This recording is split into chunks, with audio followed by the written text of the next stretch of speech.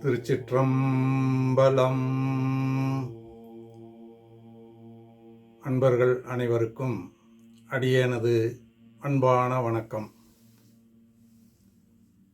இன்றைய நாளிலே நாம் 8ஆம் திருமுறையாக அமையப்பெற்றுள்ள திருவாசகம் என்கின்ற அந்த பக்தி சுவை மிகுந்த அந்த ஞான நூலினுடைய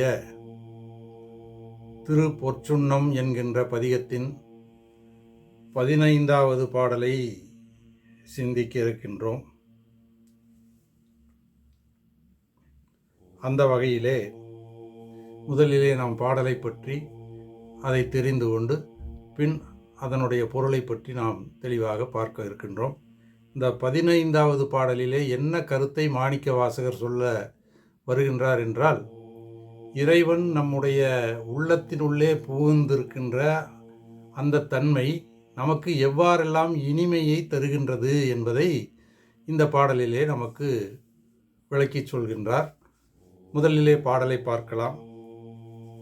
ஞான கரும்பின் தெளிவை பாகை நாடற்கு அரிய நலத்தை நந்தா தேனை பழச்சுவை ஆயினானை சித்தம் புகுந்து தித்திக்க வல்ல கோனை பிறப்பறுத்து ஆண்டு கொண்ட கூத்தனை நா தழும்பேற வாழ்த்தி பாணல் தடங்கண் மடந்தை நல்லீர் பாடி பொற்சுன்னம் இடித்தும் நாமே என்பது இந்த பாடல். முதலிலே நாம் அந்த கடைசி அடியாக வருகின்ற அந்த பாணல் தடங்கன் மடந்தை நல்லீர் என்பதை எடுத்துக்கொள்கின்றோம். அதாவது பாணல் என்று சொன்னால் இந்த கருங்குவளை மலரை குறிக்கும் பாணல் என்பது. கருமையான அந்த குவளை மலர் போன்ற அழகிய அந்த பெரிய கண்களை உடைய இளம் பெண்களே என்று அந்த பெண்களை அந்த பொற்சுன்னம் பொடி இடிக்கின்ற அந்த பெண்ணானவள் மற்ற தோழியரை அவ்வாறு விழிக்கின்றார். அதாவது பாணல் தடங்கன் மடந்தை நல்லீர், கருங்குவளை போன்ற அழகிய பெரிய கண்களை உடைய இளம் பெண்களே என்று அழைத்து பின்னர் பெருமானுடைய பெருமைகளை சொல்கின்றார். முதல் அடிக்கு வருகின்றோம். ஞான கரும்பின் தெளிவை பாகை நாடற்கு அரிய நலத்தை.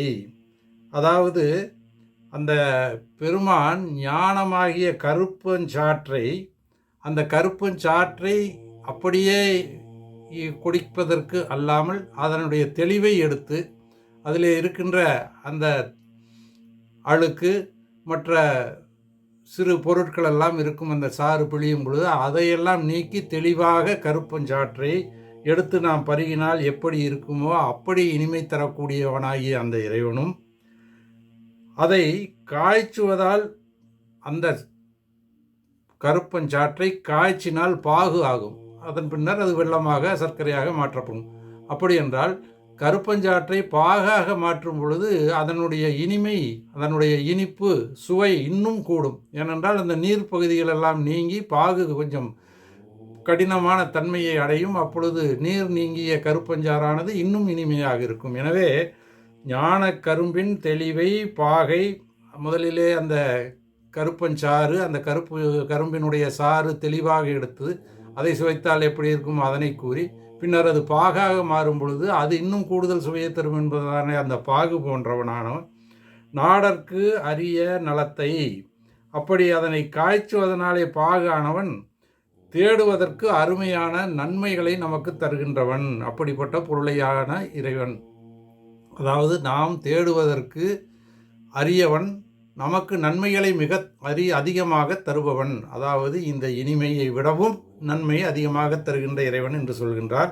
அதற்கு அடுத்ததாக நந்தா தேனை பழச்சுவை ஆயினானை.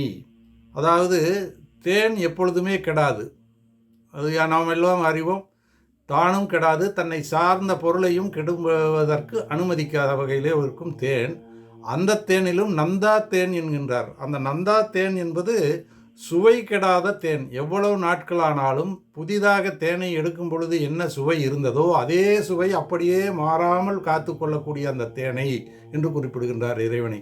நந்தா தேன் என்றால் சுவைகெடாத தேன். அப்படி சுவைகெடாத தேன் போன்றவனும் பழச்சுவை ஆயினானும் அந்த பழச்சுவையாயினான முக்கனிகள் மா பலா வாழை என்று சொல்கின்றோமே, அந்த 3 கனிகளையும் ஒன்றாக நாம் உண்டால் எப்படி சுவை இருக்குமோ அப்படிப்பட்ட சுவையை தருபவனாகிய இறைவனும் சித்தம் புகுந்து தித்திக்க வல்ல கோனை, அதாவது நமது உள்ளத்தினுள்ளே அவனாகவே வந்து உள்ளே புகுந்து நாம் தித்திக்கும்படியாக அந்த இனிமையை தருகின்றவன். அதனால தான் இந்த தலைப்பை சொல்லும் பொழுது சித்தம் புகுந்த இனிமை, நம் மனத்திற்குள் புகுந்த அந்த இனிமையை பற்றி கூறுகின்ற பாடல் என்று. எப்படி என்றால், கரும்பின் சாராக, தெளிவான சாராக, கரும்பு சாரிலிருந்து வந்த பாகு ஆக, முக்கணிகளின் சுவையாக, சுவைகடாத தேனாக, இப்படியெல்லாம் இனிமையை தருகின்ற இறைவன் தானாகவே நம் உள்ளத்தின் உள்ளே வந்து சித்தம் புகுந்து தித்திக்க வல்ல கோனை, அப்படிப்பட்ட இறைவனை என்ன செய்கிறார் அந்த பெருமான்? பிறப்பறுத்து ஆண்டு கொண்ட கூத்தனை, அதாவது நமது பிறவி தலை என்கின்ற அந்த கட்டை அறுத்து நாம் மீண்டும் பிறவியிலே மூழ்காதவாது அந்த பிறவி பிணியை நீக்குகின்ற தலைவன். எனவே பிறப்பு அறுத்து நம்மை ஆண்டு கொண்ட கூத்தன், அந்த தில்லையிலே ஆடுகின்ற நடராச பெருமான், அந்த கூத்தன் நம்மை எல்லாம் ஆட்டுவிக்கின்ற அந்த பெருமான் பிறவியை அறுத்து நம்மை ஆட்கொண்டவன். அப்படிப்பட்ட இறைவனை தழும்பேற வாழ்த்தி பாடி பொற்சுண்ணம் இடித்தும் என்று கூறுகிறார். தழும்பேறும் வகையிலே நாம் வாழ்த்த வேண்டும். அதாவது ஒருவரை வாழ்த்துவது என்பது நம் பெயரளவிற்காக நாம் ஏதோ வாழ்த்தி சொல்லிவிட்டு போவது அல்ல. திரும்ப திரும்ப நாம் வாழ்த்தி கொண்டே இருக்கின்றோம். அதாவது இறைவனுடைய புகழை, இறைவனை பாடி, இறைவனை போற்றி, இறைவனை வாழ்த்தி என்பதெல்லாம் இடைவிடாது செய்யப்பட வேண்டிய செயல்கள். ஒரு செயலை திரும்ப திரும்ப திரும்ப சொல்லும் பொழுது அந்த நாவானது தழும்பு ஏறிவிடும் என்று சொல்கின்றார்கள். அதாவது ஒரு முறையோ இருமுறையோ சொல்லி போற்றி விடாமல் பல முறையும் அந்த பெருமானை வாழ்த்தி வாழ்த்தி நமது தழும்பேறும் வரையிலும் வாழ்த்த வேண்டும். அதற்கு மேலும் வாழ்த்தி பாட வேண்டும்.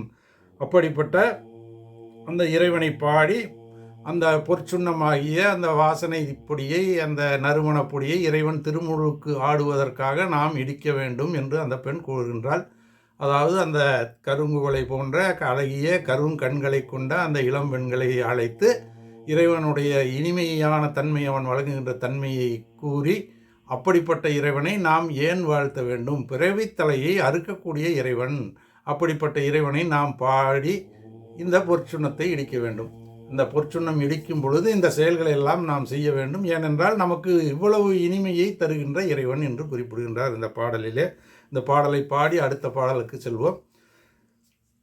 ஞான கரும்பின் தெளிவை பாடி நாடற்கு அரிய நலத்தை நந்தா தேனை பழச்சுவை ஆயினானை சித்தம் புகுந்து தித்திக்க வல்ல கோனை பிறப்பறுத்து ஆண்டு கொண்ட கோனை பிறப்பறுத்து ஆண்டு கொண்ட கூத்தனை நாத்தழும் பெற வாழ்த்தி கூத்தனை நாத்தழும் பெற வாழ்த்தி பாணல் தடங்கண் மங்கை நல்லீர் பாணல் தடங்கண் மடந்தை நல்லீர் பாடி பொற்சுண்ணம் இடித்தும் நாமே கூத்தனை நாத்தழும் பெற வாழ்த்தி பாணல் தடங்கண் மடந்தை நல்லீர் பாடி பொற்சுண்ணம் இடித்தும் நாமே.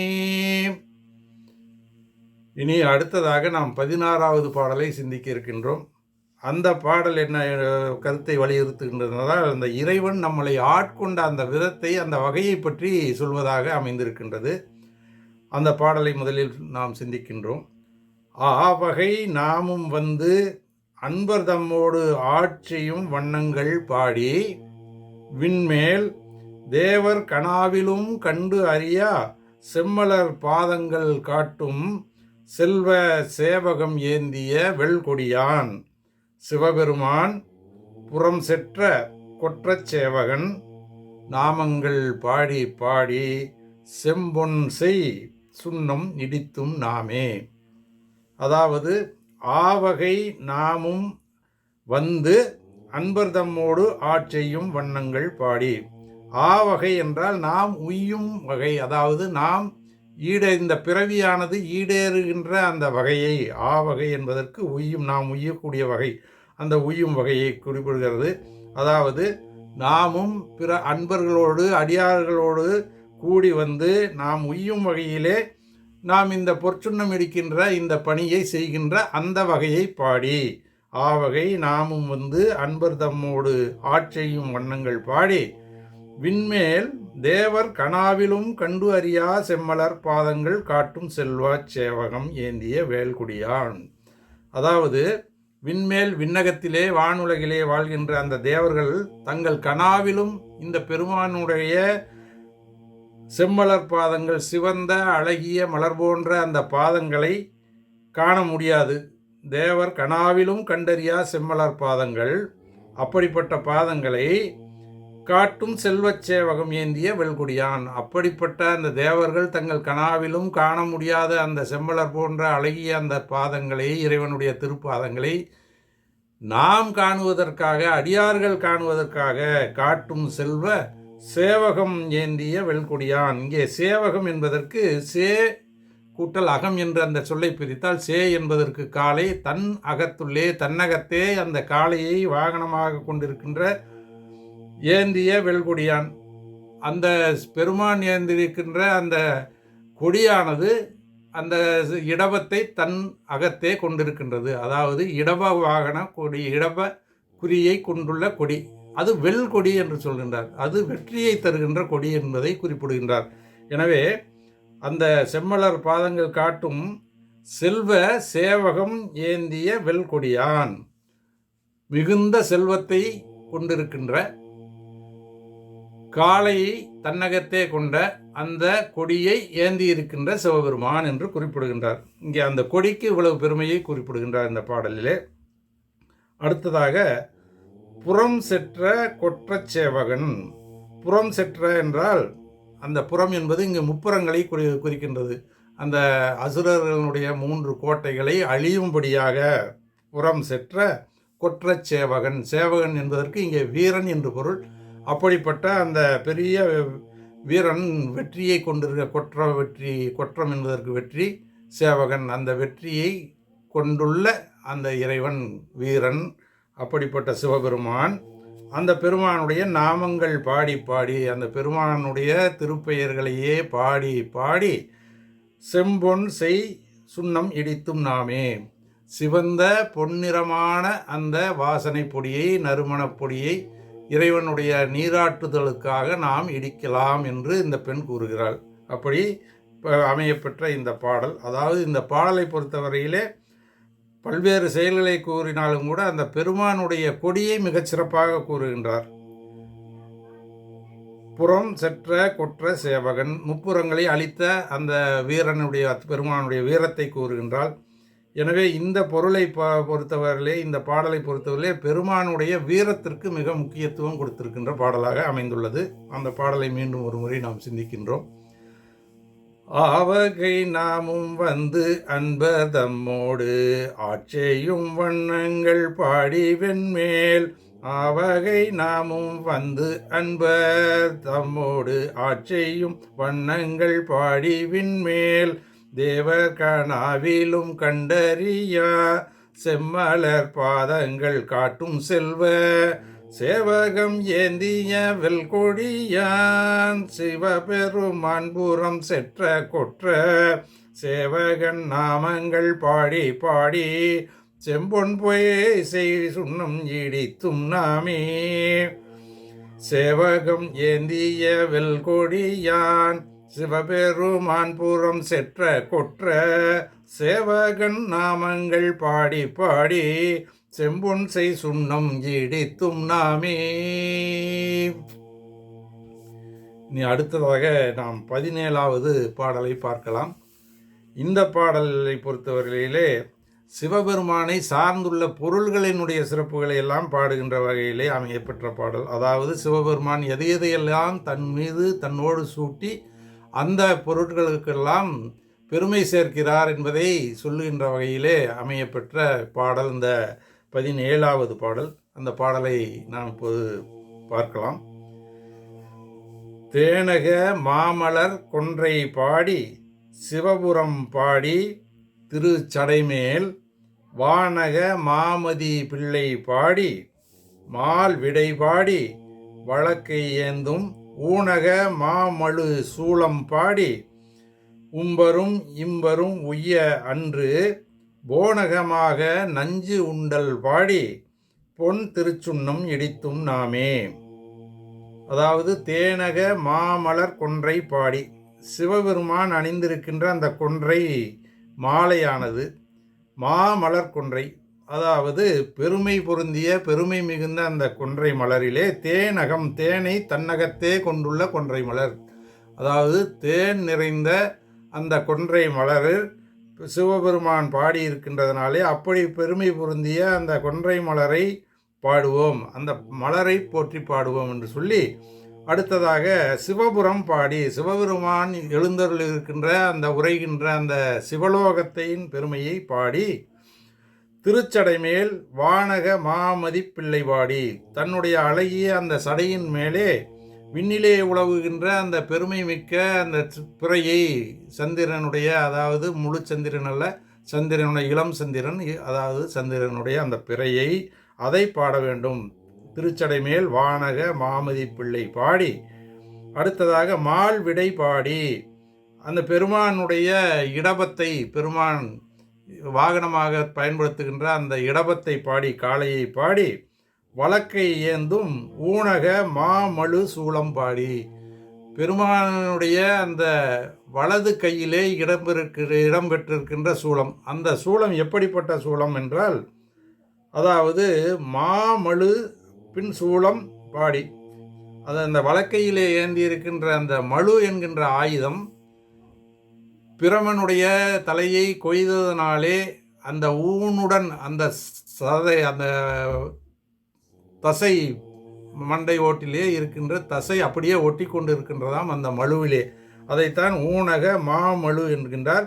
அதற்கு அடுத்ததாக சூளம், அந்த 3 முனைகளை உடைய வேல் போன்ற அந்த சூள ஆயுதம், பெருமான் கையிலே இருக்கின்ற சூள ஆயுதம், இவற்றையெல்லாம் பாடி, பின் உம்பரும் இம்பரும் உய்ய, உம்பர்கள் என்றால் தேவர்கள், விண்ணுலகத்திலே இருக்கின்றவர்களும், இம்பரும் என்றால் இந்த உலகத்திலே இருக்கின்ற நம்ம போன்ற மனிதர்கள், இந்த வானுலகத்திலே இருக்கின்ற தேவர்களும் மண்ணுலகத்திலே வாழ்கின்ற மனிதர்களும் உய்வதற்காக அன்று ஒரு நாள் பார்க்கடலை கடைந்த பொழுது அதிலே வெளிப்பட்ட அந்த ஆழகால விடத்தை போனகமாக நஞ்சு உண்டல் பாடி என்கின்றார். அதாவது அந்த ஆழகால நஞ்சை போனகமாக உண்டார். போனகம் என்றால் உணவு, அதனை உணவாக உண்டு கொண்டார். எதற்காக அந்த நஞ்சை உணவாக உண்டார் என்று சொன்னால், அந்த உம்பரையும் இம்பரையும், விண்ணுலகத்திலே இருக்கின்ற தேவர்களையும் இவ்வுலகத்திலே வாழ்கின்ற நம்போன்ற மனிதர்களையும் காப்பதற்காக பெருமான் அந்த கொடிய நஞ்சை உணவாக உட்கொண்டார். அந்த தன்மையை நாம் பாடி பொன் திருச்சுண்ணம் இடித்தும் நாமே,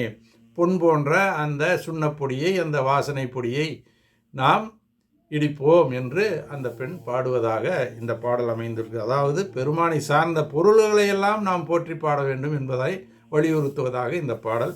இந்த பாடலை ஒரு முறை பாடி நாம் இன்றைய பதிவை நிறைவு செய்கின்றோம்.